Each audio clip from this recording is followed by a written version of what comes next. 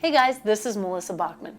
Are you ready to stop spooking deer before it's even time to hunt them? Then you need the new Flex S Dark cellular trail camera from SpyPoint. With a no-glow flash option, long-lasting solar power, and a ton of settings that can be changed anytime through the SpyPoint app, there are no more excuses for letting your deer get wise before the season even starts. So check it out for yourself and see why the SpyPoint Flex S Dark is the unstoppable and undetectable scouting tool you need for your next hunt. Bow hunting all comes down to a moment. And in the moment, you want equipment on your bow that will get the job done. Trophy Ridge products are the tools bow hunters trust. React technology sights, rests, stabilizers, and quivers to help a bow hunter be successful in the field. And those tools are from Trophy Ridge.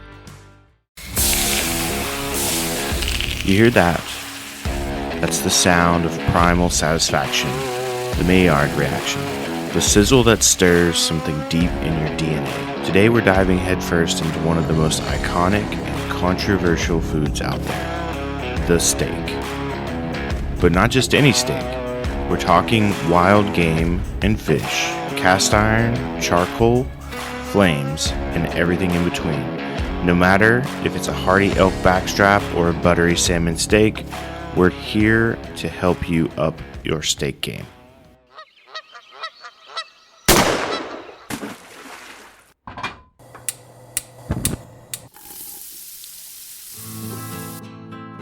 Join Justin Townsend and the Harvesting Nature crew as they explore the world of cooking wild fish and game while sharing recipes, tips, tricks, and lessons learned from their pursuit of wild food. We sure hope you ate before the show, 'cause you're gonna leave hungry. This is the Wild Fish and Game Podcast. Hey everybody, welcome back to the Wild Fish and Game Podcast. Today we're diving deep into a meaty topic, literally. We're talking all things steak. How to cook it, what to cook it in, why wild game steaks deserve a place at the table right next to your classic beef ribeye. Actually, probably even better than that. But from cast iron crusts to grilling tricks, we've got you covered. And as always, I'm joined by the ever knowledgeable Adam Berkelmans, who's ready to take us back in time for a quick bite of steak history. Absolutely. So let's get into it. So steak has a long history, a very long history, stretching back all the way into prehistory.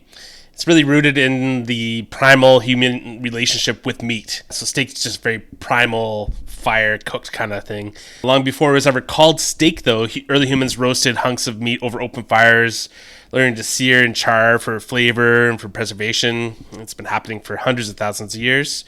The concept of cooking actual sliced steak or like portioned meat likely developed as humans moved from nomadic lifestyles to more, settled agricultural societies and pastoral societies. Ancient civilizations like the Greeks and Romans really prized meat, especially beef, for feasts and offerings, like offerings to the gods, though it was often reserved for the elite and not for the common folk. The same happened in medieval Europe, like all the way up to medieval times. The well-consumed roasted and grilled meats, and it was really a sign of status, while the lower classes had only access to like meat for stews or salted meats or organ meats, which we talked about a lot before. The word steak likely originates from the Old Norse word steak, meaning roast or meat on a stick, which makes sense, and it made its way into English usage during the Viking influence on the British Isles. So when the Vikings kind of colonized the British Isles, the language changed and they brought steak with them.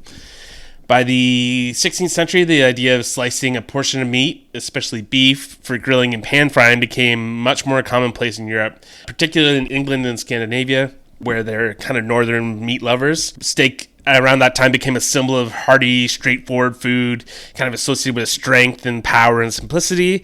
You can still see that today, kind of in the manly mindset of steak. You can just kind of see it everywhere. It's kind of seen still as a manly food, whether for better or for worse. We get into the Renaissance and Enlightenment area. Food culture and butchery are evolving at this point, and specific cuts of beef like sirloin and ribeye and everything gain popularity for their flavor and for tenderness. So people aren't just hacking pieces of meat off anymore. They're really searching for the best cuts within the animal. During this whole time, wild game was obviously being cooked in some places by the nobility, in some places by the poor. It depends where you were. So wild game steaks were really there as well during this whole time. Fast forward to when European settlers arriving in North America, they brought with them all these European butchery and cooking traditions. And they eventually found the West, which was the perfect cattle raising territory, and that turned into a booming industry. In the cowboy ranching lifestyle of the American West, steak almost became like a cultural icon, like near mythical, especially because like T-bone and ribeye and porterhouse. Up to the point where about the 20th century or so, steakhouses were flourishing across North America, especially in cities like New York and Chicago, where grilling beef became almost an art form. Steak was served as a centerpiece of the American meal, symbolizing prosperity, masculinity, and a connection to the frontier. So those people in the East were eating steak to kind of connect to the West. I don't know if that's still happening to these days, but I think there's still kind of a mystique surrounding steak. In recent decades, factory farming, the industrial farming complex, ethical concerns, culinary trends have really shifted public attitudes, and people have really begun to explore alternatives to conventionally farmed beef, whether that's like grass-fed beef or soy or whatever replacements, or better than that, wild game. So eating wild game steaks offers like a deeper connection to the land, the seasons, the hunt. They're leaner, they're more flavorful, they're reflective of the animal's diet and the habitat. They're not mass-produced or uniform, which was part of beef's original appeal. But I think because they're not uniform, that's part of wild game's appeal. They require much more care in cooking and a lot more thought in sourcing. We see it as a more sustainable, ethical harvest, like self-sourced harvest. And we see them as one of the, like a wild game steak, a perfect wild game steak is one of the highest culinary rewards of the hunting pursuit. But as this conversation around food continues to evolve, wild steaks stand as a delicious and meaningful way to blend our heritage, no matter where you're from, with sustainability and even adventure. It's just a wonderful, beautiful thing. So let's get into how to cook it. Let's hear some tips and tricks, Justin. So I think it's really interesting that we collectively, as the hunting community, put such value on steaks at like the highest pedestal when we've talked so much about different cuts throughout this show over the years. And I think that's the controversial piece to me in my mind is like, I think steaks are good, but are steaks really at the top as far as cuts? And that's hard to say. Yeah, I'd have a hard time truly choosing. I could say I love shanks all I want, but if you took steaks off the platter altogether, I'd be pretty upset. Yeah, but also, too, if you took the other cuts off and said you only get steaks. Yeah, that wouldn't be cool either. Yeah, so it's weird. It's like I tend to lean towards like a balanced approach when it comes to it versus saying, I have my favorite cuts, but is there a dominant, like the best cut off an animal is this? I think if you rank on tenderness too is subjective because in theory, you could make any cut tender over time. True, yeah. So therefore, that factor comes out. If you talk about flavor, I think flavor becomes a bigger factor because while you can manipulate flavor through different methods, like we're going to talk about shortly, you still foundationally, the flavor of the meat is largely dependent on the animal, which is going to vary even animal to animal within the same species, within the same location. Mm-hmm. It's such it's an interesting conundrum. Definitely. I would say most hunters, if we took a poll, would prize steak over the other cuts. Yeah. But most hunters haven't delved into the other cuts as much as we may have, which I think might change opinions if they were to try some of the other cuts a bit more. But I think that still steak kind of reigns supreme over all the cuts if you took a general poll. And I wonder if that's reflective of the value that's placed on domestic cuts at the grocery store as well. Because, like, if you go to your grocery store, just generic, maybe they have a meat counter, maybe they don't, but you look in and you see all your higher priced cuts are your steak cuts, all your lower price cuts are either ground or roasts, and that's like your selection. And I don't know beyond that, like if people dive deep into like each individual cut. Like I started buying eye of round steaks a little bit just because I like the texture different than just standard, and the price point's different. So if I have to buy some beef, I may just go pick up an actual like chunk of eye of round and cut the steaks myself, or just buy the steaks already cut, which is it's some interesting thoughts, because and that's only after listening to the cooking by cuts section, which plays in well to what I'm about to say, because a lot of this information we have here comes from those sections, which if you go back and listen to it is a great resource. You can hear a couple cuts at a time where we're talking about different cuts on the animals. But let's start off with kind of everybody's general like go-to. The backstrap, or more appropriately known as the loin, are those two muscles that run along the back sides of the spine at the top. They go from the neck to the hindquarters. This cut's really good because it's extremely tender, it's lean, and it's prized for its fine texture and mild flavor. I think it has a very mild flavor because it doesn't get a lot of blood flow to it. It doesn't do a lot of work. It just kind of exists to kind of connect the body together. And that's why it's really tender. But a lot of people love it. I love it. It's one of those cuts that's really good. I have to say, I will say this: there's not a cut on the animal I don't think that I dislike.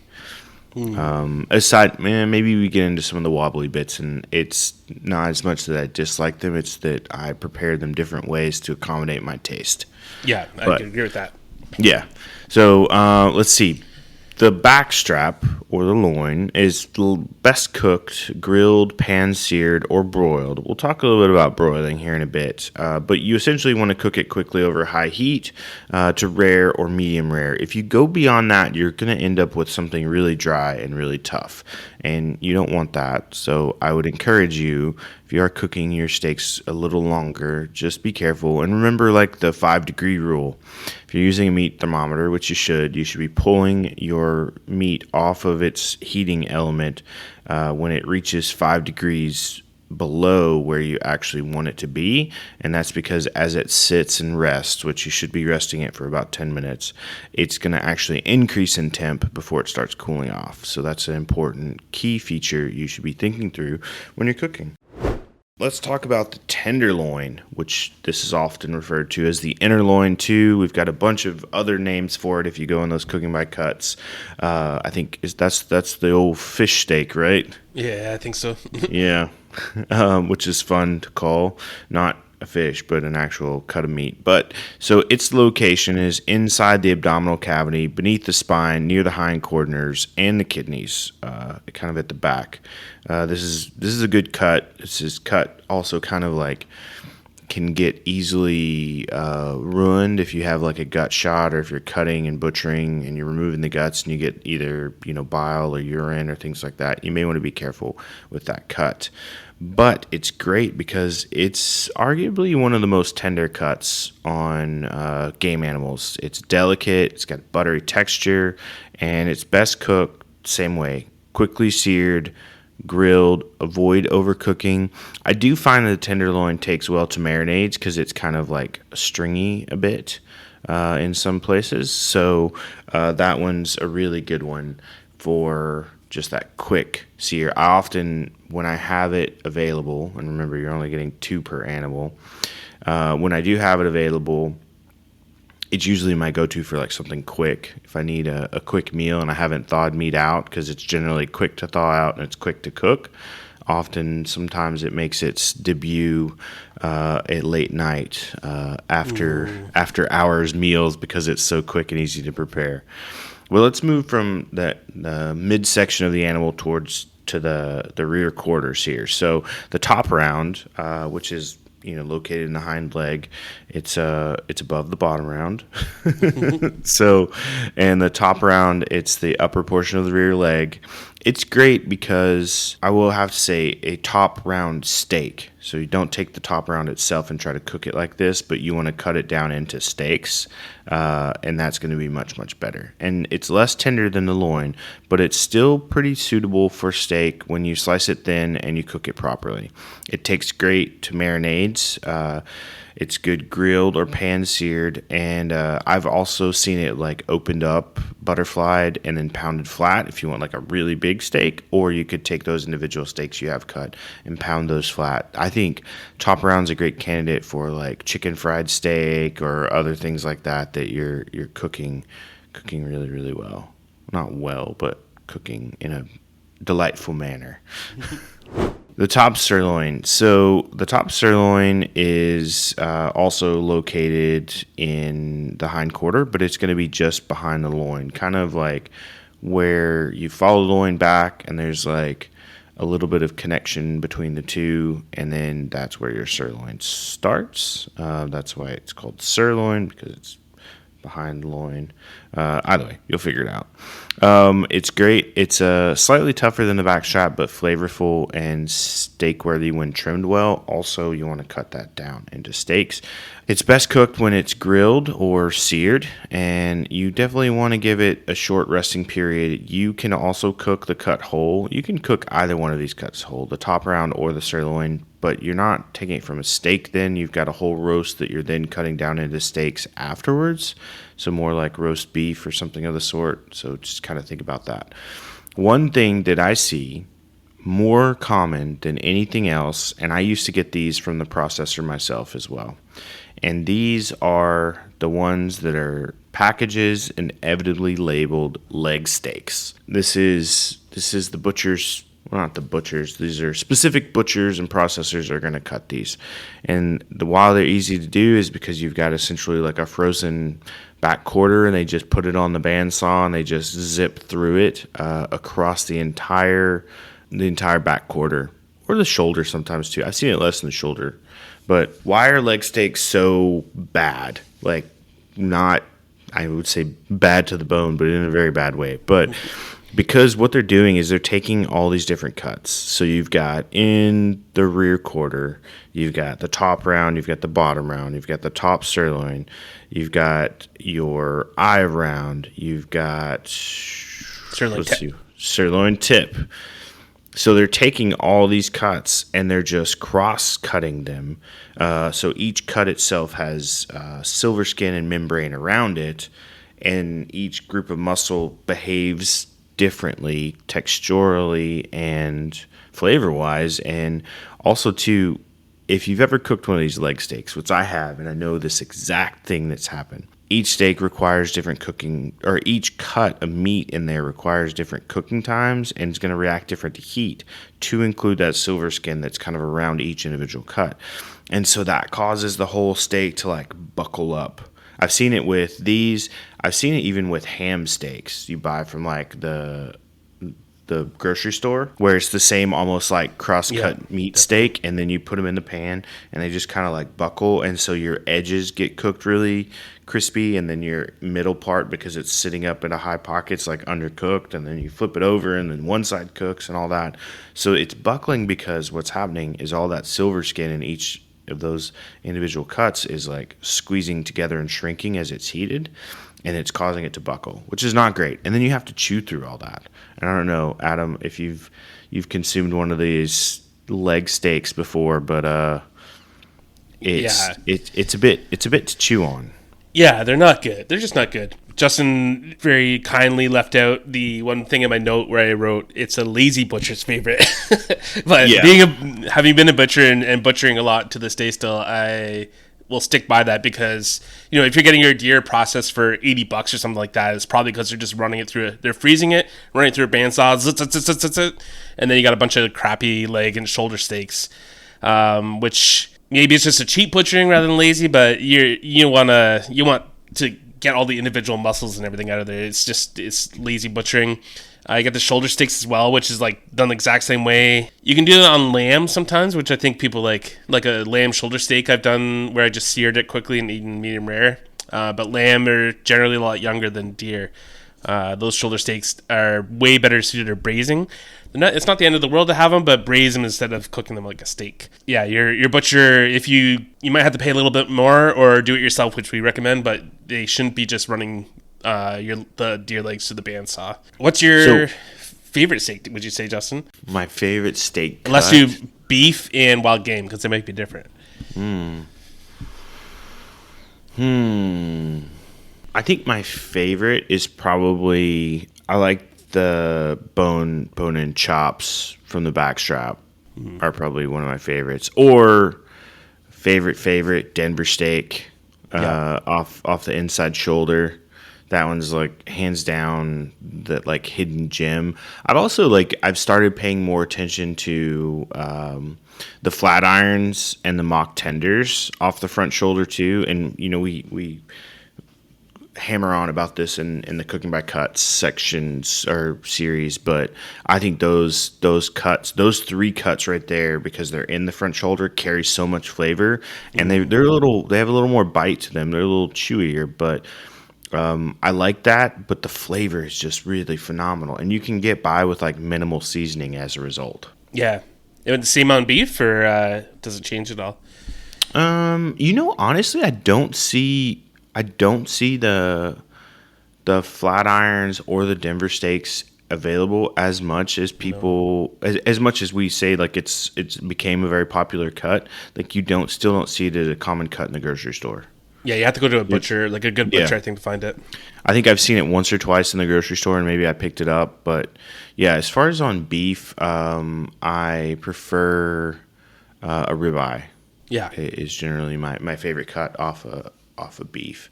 And then other animals, I think for lamb, I like chops. Yeah. Still, like the bone-in chops are probably my favorite. You can get a pack of them from Costco for like $30, and there's like 18 or 2 dozen or something. Like I've broken it down into like 2, or cooked them for big parties and stuff like that. So those are really fun. And then I was telling you about sort of like I started getting those eye round steaks, and I think it's a really easy way too. If you get a big chunk of eye round at the store, you can just cut your size steaks you want, and they grill up great. They grill up really nice. Yeah, I agree. I think how about yours? For beef, I would go with the ribeye as well. I like that fatty, buttery, that eye in the middle. I like it with the bone in, if possible, like the prime rib steak kind of deal. Yeah, there's just something so delicious about that. But then when we go to wild game, because it doesn't have all that fat, and if it did, it'd probably be a little much to eat a venison chop with that much fat on it. I think the top sirloin is actually my favorite. It would be tied with the loin or backstrap cuts maybe, but the top sirloin, especially on a bigger animal, it's just like, I don't know.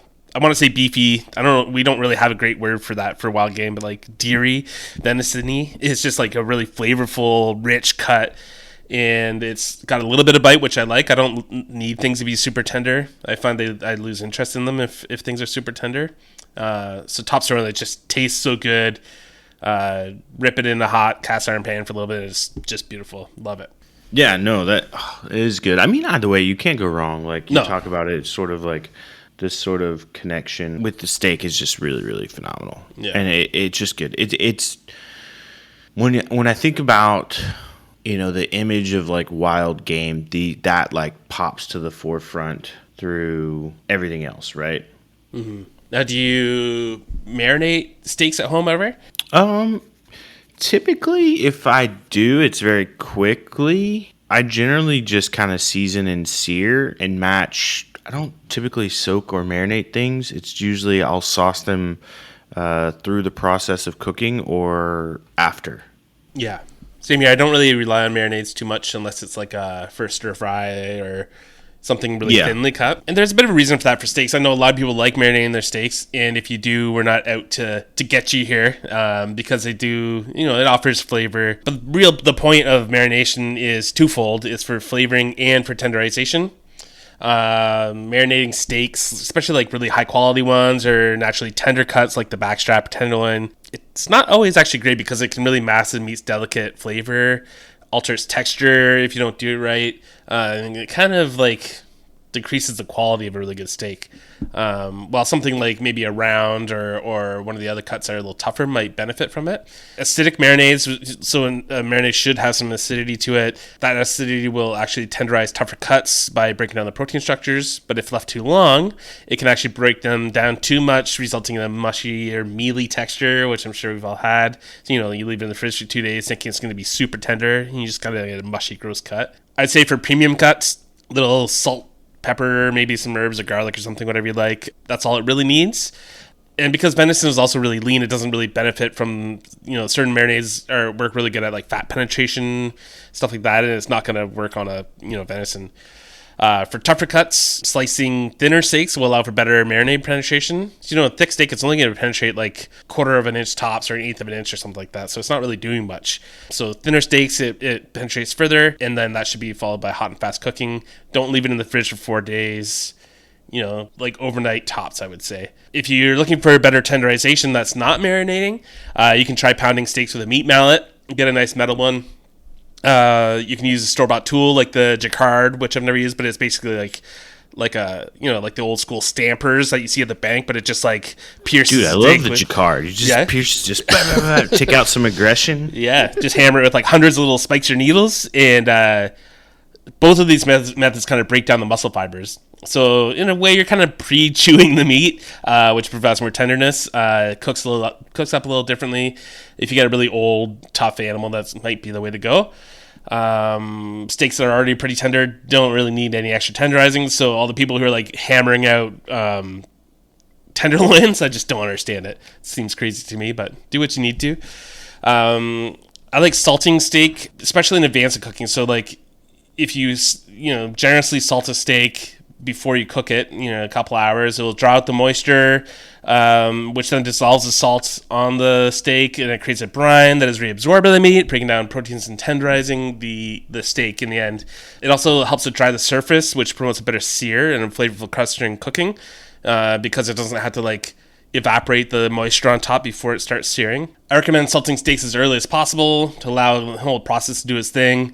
And then I like to finish off steaks with a little bit of fancy flaky salt that I have. Just a little bit on top is kind of perfect. But salting's not necessary by any means, but I think I prefer it over marinating steaks for like a top quality cut. So now that our steaks are seasoned, how are we going to cook them? Oh, we're going to cook them lots of different ways. I was trying to think of a word to describe kind of the flavor of venison. Oh, yeah. And I think I've found such word. Lay it on me. Okay, one sec. This is going to be an interesting one. You ready? Yeah. We'll call it fluffy. No, I'm just kidding.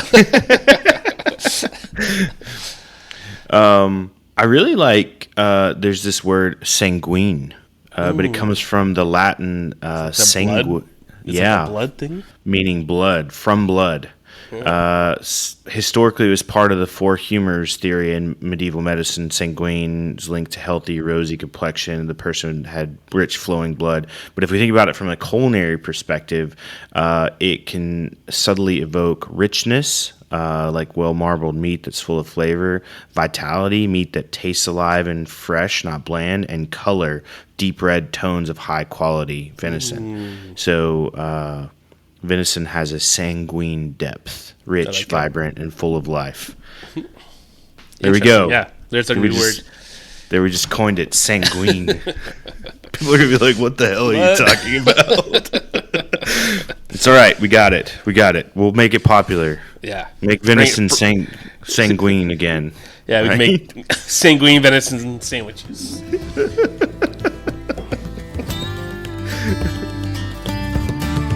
Want to plan your next fishing trip without the hassle? FishingBooker.com is the best way to find and book a fishing charter anywhere in the world. Whether you're chasing trophy fish or just looking for a family day on the water, Fishing Booker makes it simple, fast, and secure. With thousands of experienced guides, verified reviews, and 24/7 customer support, Fishing Booker takes the guesswork out of planning. Visit FishingBooker.com and book your trip today. Fishing Booker. Fishing trips made easy. Ah, Smart Water Alkaline with antioxidant. Whoa, that's refreshing. And a 9.5 plus pH for every way you move. I did take a Spain class today. Restoring like a pro. Smart Water Alkaline with antioxidant. For those with a taste for taste. Grab yours today. All right, well, let's talk a little bit about how to cook these steaks. We've got this big, beautiful pile of sanguine steaks. How are we going to cook them?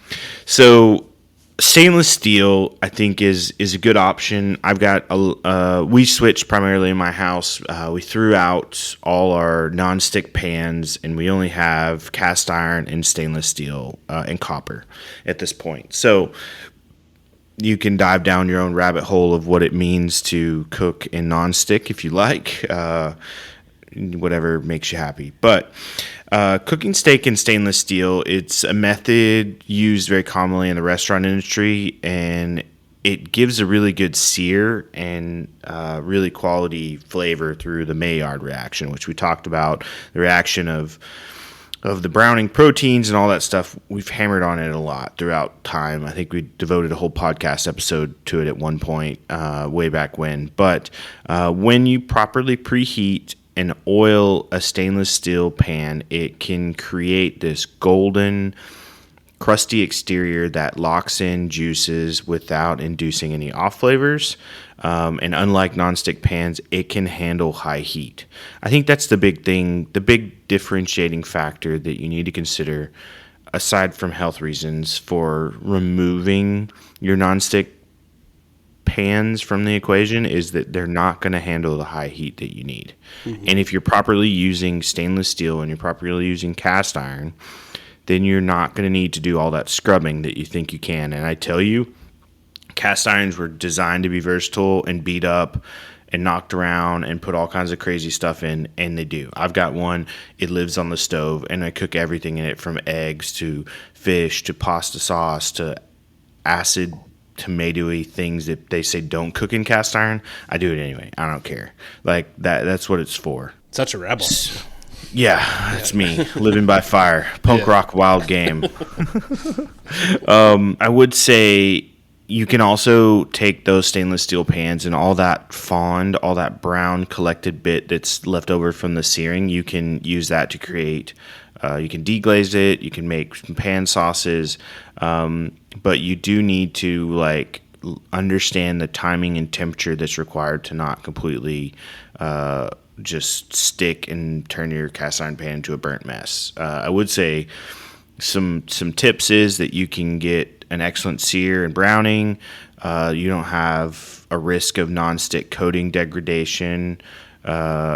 It's durable and long-lasting, and they're great for deglazing, as I mentioned. And you can go from the stovetop to the oven, which for steaks, I feel like people don't do as often, but you should. It's a great, sear one side of it. You can flip it over, sear the other side of it. And if you still need more time, you can always do straight into the oven and let it come to that internal temp, because you're going to get an even cooking. I would even say you can sear one side, flip, and then go into the oven if you want as well. Yeah. Depending on if you want both sides super seared, but that'll help out. Food can stick to the pan if it's not properly preheated or oiled. So you've all probably seen that water trick on the intranets, where people get their hand out and you want to put get their pan in the fire and hot, and then they throw a bit of water in there and it beads and rolls around. That's what you're looking for. Just make sure you wipe the water out before you put the oil in.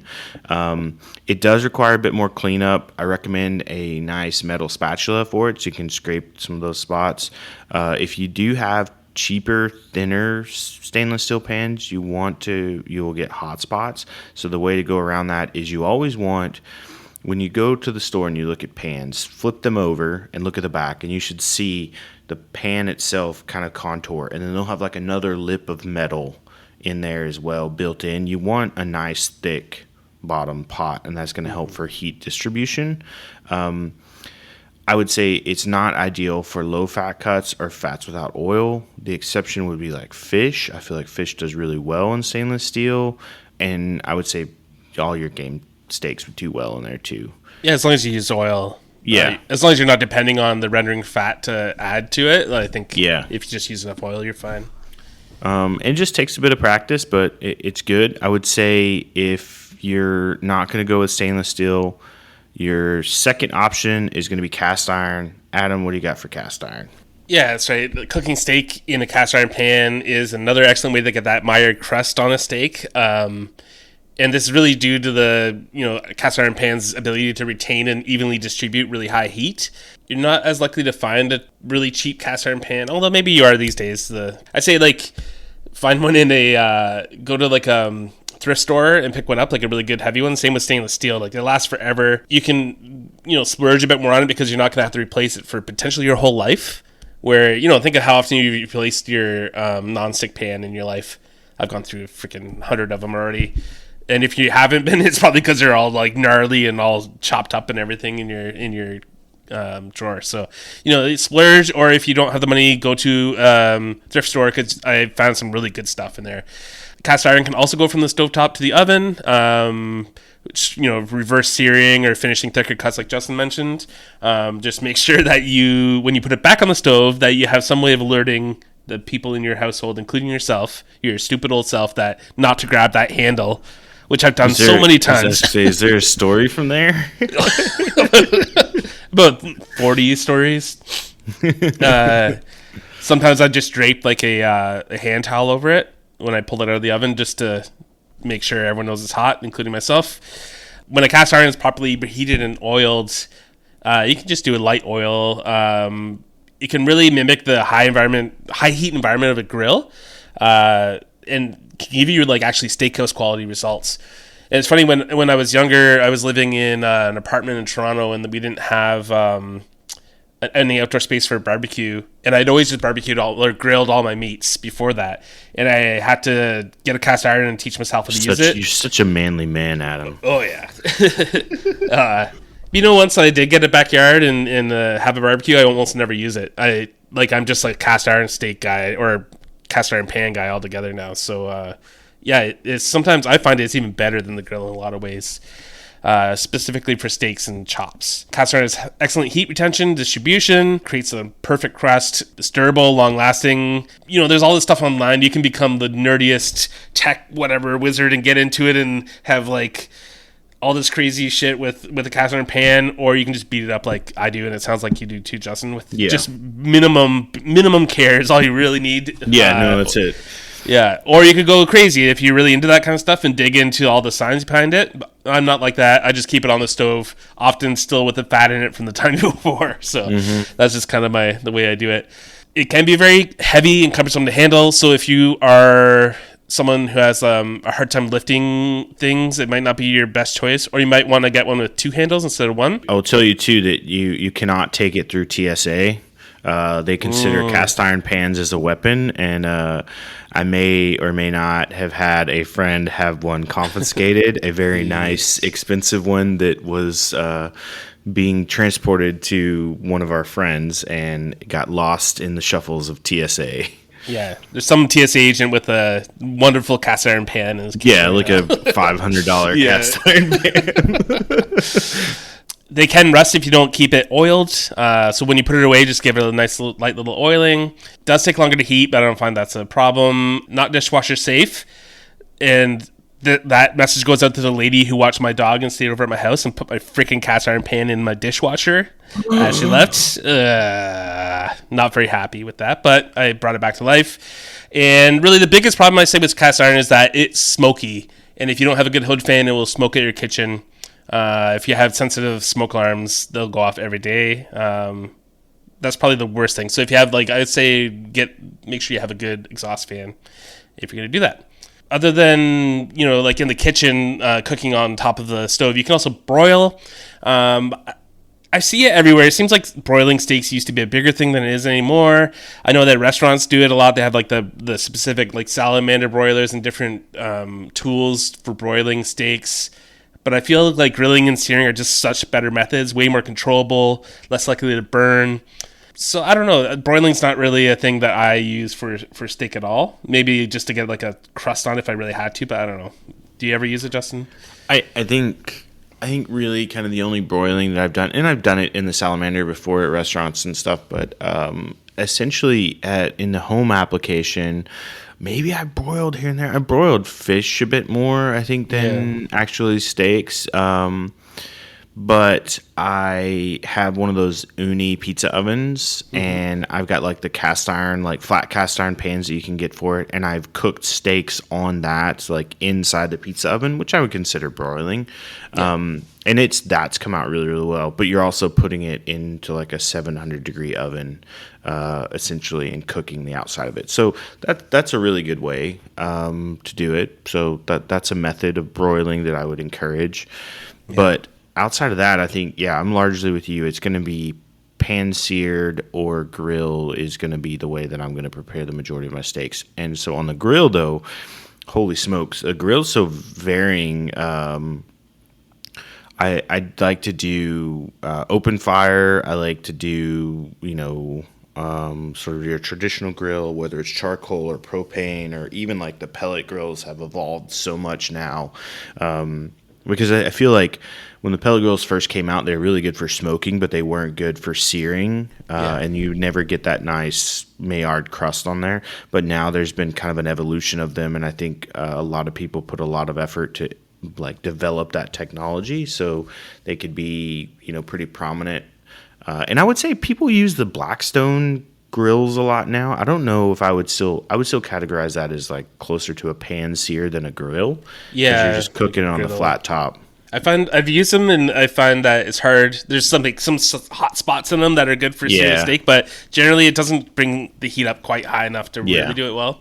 Maybe I'm just using crappy versions, but I don't know. Get better versions. Yeah. This podcast is brought to you by Carvana. Buying a car shouldn't eat up your week. That's why Carvana made it convenient. Car buying that fits around your life, not the other way around. You can get pre-qualified for an auto loan in just a couple of minutes and browse thousands of quality car options, all within your terms, all online, all on your schedule. Turn car buying into a few clicks and not a full week's endeavor. Finance and buy your car at your convenience on Carvana. Financing subject to credit approval. Additional terms and conditions may apply. So grills, though, can present a lot of cool things. You want really like two zones on your grill. One for high direct heat where you can sear the steaks, and the other for lower indirect heat to finish cooking those thicker steaks without burning them. So it's a little bit of methodology behind it, which will work well. You can also just throw them on hot and just cook them and end up with what you end up. But just be careful, especially when you're using game, because you want to make sure you hit those internal cooking temperatures on those like cautious meats. You always want to preheat your grill, though. Brush, clean the grates, oil them. Use tongs, not forks. You don't want to puncture the steak. And get a meat thermometer, for God's sake. Like, stop cutting steaks open and putting them back on the grill if they're not done. I was guilty of that for a long, long time growing up. And then I discovered the awesomeness of a meat thermometer, and I've never looked back. There's also like have you ever seen a hand trick?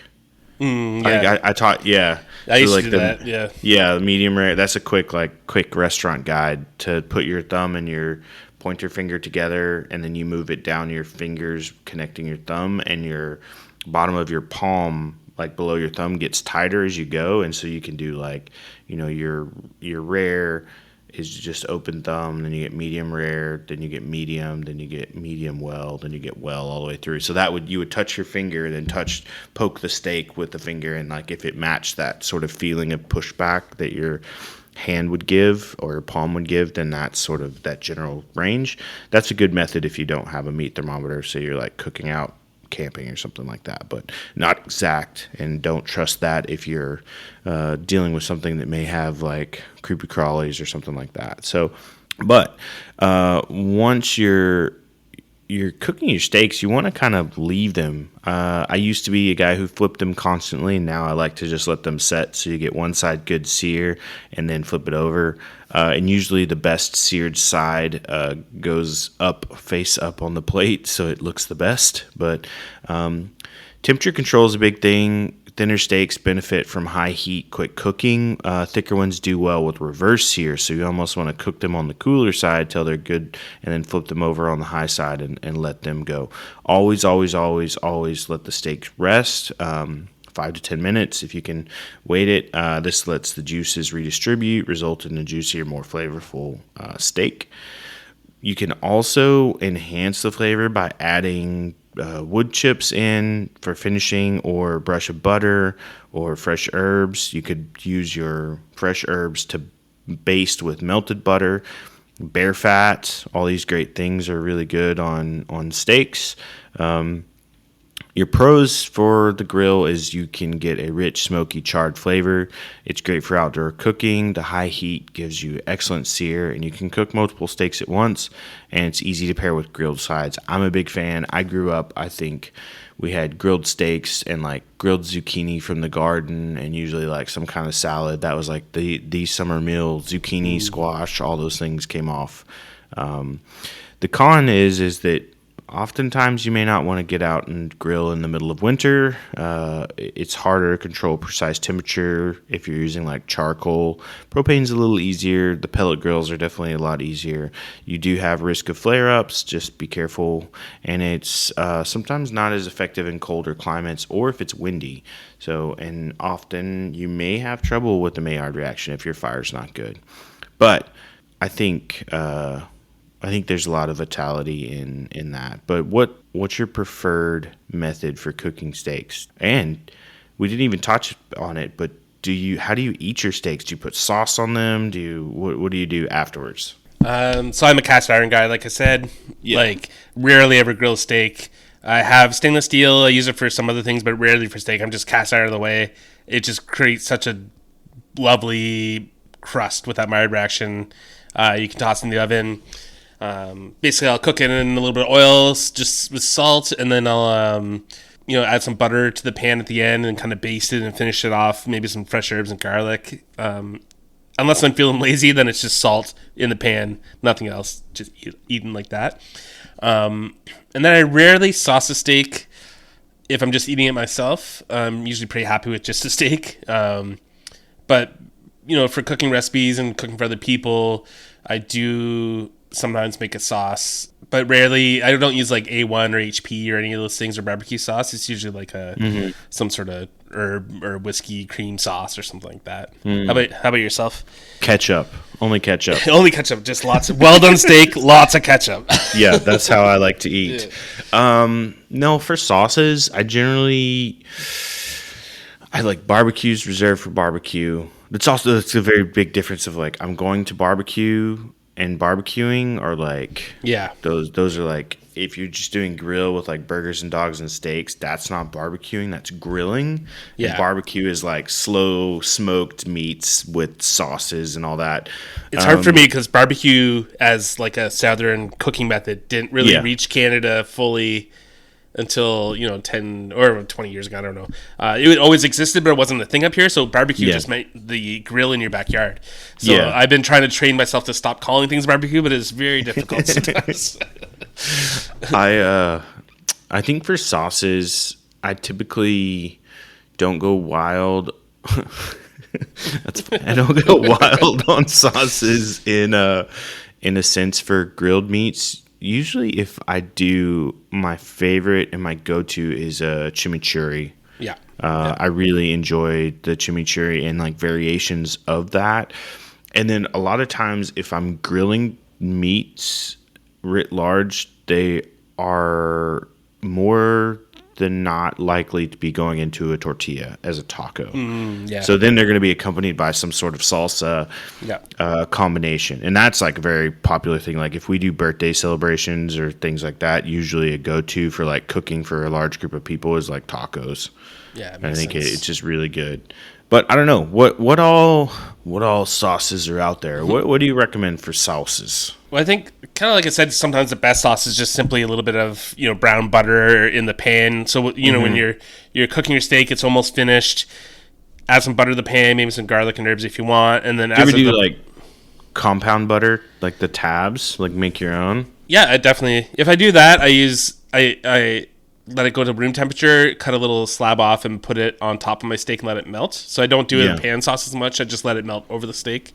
Yeah, I'll do that often with like ribeyes or something, maybe some sirloin. But otherwise, just a little brown butter, baste it over. But whatever sauce you choose, and it's really whatever you like. Really comes down to it. But whatever you want, whatever you choose, should amplify the meatiness of the steak rather than cover it up. Unless you have some sort of like kind of gnarly tasting old ram or old buck or something like that you kind of want to cover up. You want it to kind of accentuate. So game steaks work really good with fruit sauces, herb sauces like chimichurri, like Justin mentioned, or rich and creamy pan sauces with like wine or whiskey or brandy, mushrooms, different things like that, and herbs. Those work really great with richly flavored big game and waterfowl steaks. Sometimes you can also, if you're planning on marinating, you can reserve some of the marinade, set it aside, and then use that as a sauce. So you kind of get a cooked in raw version of it, which, you know, echoes some flavors. A lot of people use barbecue sauce. It provides a sweet and tangy flavor, somewhat similar to fruit sauces, but I find it kind of overpowers things, makes everything taste the same, but whatever floats your boat. I found with a chimichurri, if I'm cooking a fatty steak like a beef ribeye, I'm going to want it way more acidic because I want something to cut through that fat. If I'm using a chimichurri on like a wild game steak, I usually go with a little less acidity in the form of vinegar, a little more oil in the recipe, and I find that really helps. You don't need to cut through that fat quite as bad. I have to like go on a bit of a rant here. Oh yeah, about barbecue sauce. When I go to a barbecue sauce, I value the quality and flavor of the meat without the barbecue sauce versus the flavor with the barbecue sauce. And I think that's like people will go to a place that have like 15 different varieties of barbecue sauce. And honestly, like to me, it seems like kind of a Band-Aid way to cover up poorly cooked or dry meat. Like your meat should stand alone without a sauce. Like definitely. Focus on that first, and then the sauce should just be an addition. It shouldn't be like your mom's pork chops that you have to put so much barbecue sauce just to like get them down your throat. Exactly. Like, like don't Band-Aid shoddy prepared meat with sauce, you know, unless you absolutely have to. But like that shouldn't be the go-to of like, you know, I make the best barbecue sauce in the world and 15 varieties. Cool. Well, you can't make, you know, a grilled chicken or a grilled roast or a brisket or whatever to save your life. So in reality, I don't know. I have to question. But that's my hot take. I agree. And the same thing goes for seasoning. Like, you want something that accentuates the flavors of steak rather than covers them up. You don't want to taste only the seasoning. I find that Harvesting Nature's Big Game Blend, which is available on our online store, was made specifically for this reason. Works great with meats like venison, elk, moose, antelope, all those things, and doesn't have, you know, that much salt or MSG or anything in it. And there's nothing wrong with salt or MSG, but you want to control it. You want to add the amount of salt you like, not these like rubs and everything that are just packed full of salt and sodium and MSG and everything. It's not great. I find ours does a really good job, but I'm sure there's others out there that you like as well, including things like Montreal steak spice, different steak blends. Just, find ones that aren't packed with salt. And remember, too, that some spices like pepper can burn and become pretty acrid so when it's cooking. So if you're like seasoning the hell out of it with Montreal steak spice and then searing the hell out of it, that pepper's going to burn and it's going to be, have some off flavors. So I recommend maybe searing one side, flipping it over, and then seasoning it, or seasoning it after you take it off the heat. If you're using something like with like big chunks of pepper and different things like that. Where did Montreal steaks seasoning even come from? Obviously Montreal, but there's some old famous steakhouses in Montreal, like New York and Chicago. Montreal was there too. I imagine it just came from one of those, but I don't know. I've just pulled that out of my ass, so who knows? Well, you're Canadian, so I believe it. Just take it as word. And the one thing we didn't mention that we have to say is rest your steaks. Don't cut right into them when you pull them off. Let them rest for about 5 to 10 minutes, depending on thickness. Let those juices kind of calm down. Think of a steak coming right off the grill or right off the pan as like all the liquids in it are boiling. This is oversimplification, but just picture it. Everything's boiling, just like a pot of water. You take that pot of water, you move it to an off burner or whatever, and let it settle. You're doing the same thing with those juices. Let them settle, let them chill out, and then eat your steak. So the World Wide Webs say that Montreal steak seasoning traces it back to Jewish delis in Montreal in the mid-20s, and most famously Swartz Deli. Oh, there you go. And you just had that recently, didn't you? Yeah. So the smoked meat. So that seasoning the same. I mean, that sort of makes sense. Yeah, that makes sense. And it's interesting. That's usually the one I buy is the Schwartz's. If I do ever have Montreal steak spice, it's the Schwartz's brand. It's the Schwartz one. Yeah, so I got the original, Nice. the OG. There you go, the OG. I'm sorry, what were you saying before that? I totally was off on another. Oh, just saying off-road. you just better rest your steaks.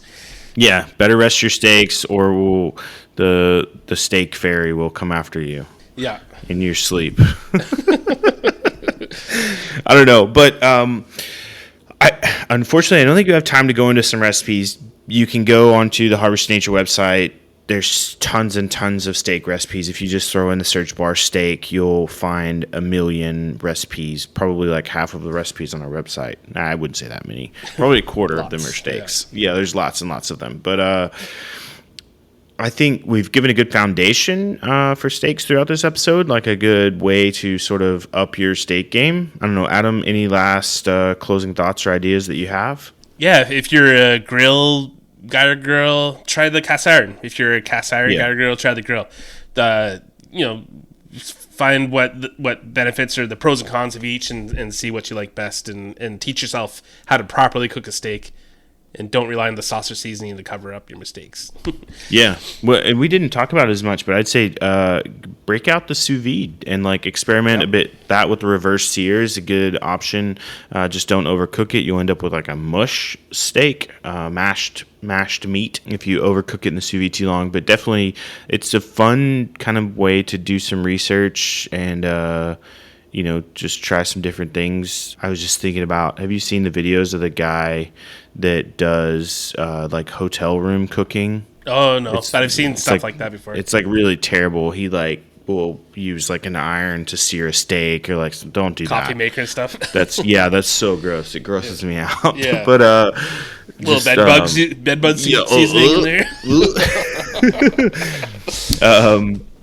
Try get fancy with your steaks. Give them a go. If you like steak just with a little S&P and that's it, that's fine. But otherwise, venture out, try something new, buy a book of just sauces, or go to the Harvest Nature website or the Intrepid Eater website and just look up steaks or look up sauces, or just do that and try this delicious sanguine venison that we've got. You may find yourself a bigger steak fan than you thought you were. But thanks everybody for listening. I hope that you take something positive away from it. Please, whatever podcast platform you're listening to, punch this 5-star button. Leave us a review. Tell us we're doing right or tell us we're doing wrong. Thanks everybody. Have a good morning.